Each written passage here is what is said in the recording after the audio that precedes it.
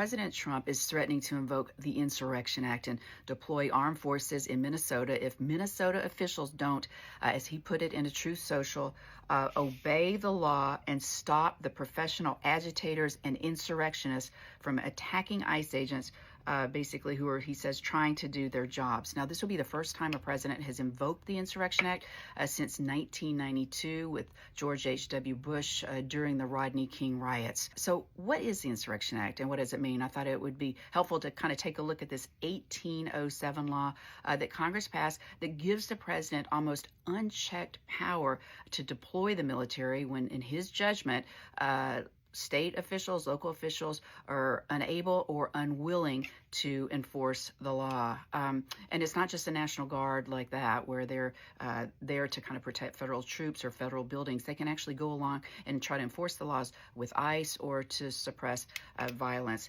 Now, I know that there are some of you out there who are going, but I didn't think that we could have the military deployed in our streets because of the, quote, Posse Comitatus Act.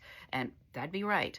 But Congress passed the Insurrection Act to expressly authorize the president to deploy the military in these situations when he determines that law enforcement can't or won't enforce the law. Over the years, liberals and conservatives have begged Congress to reform this 1807 law, calling it dangerous because it does give the power kind of this broad, almost unchecked power. And of course, Congress so far hasn't been able to do anything about it.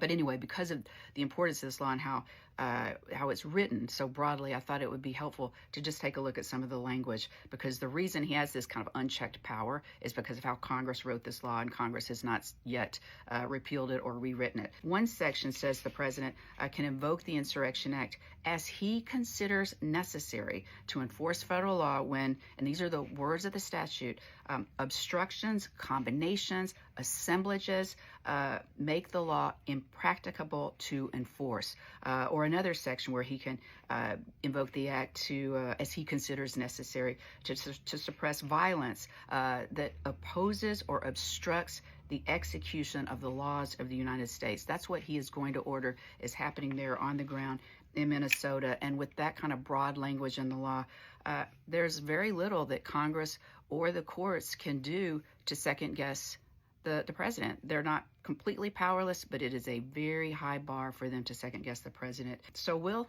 President Trump invoke the act, deploy the military in Minnesota? I think that's going to depend on what we see in the days ahead there in Minnesota.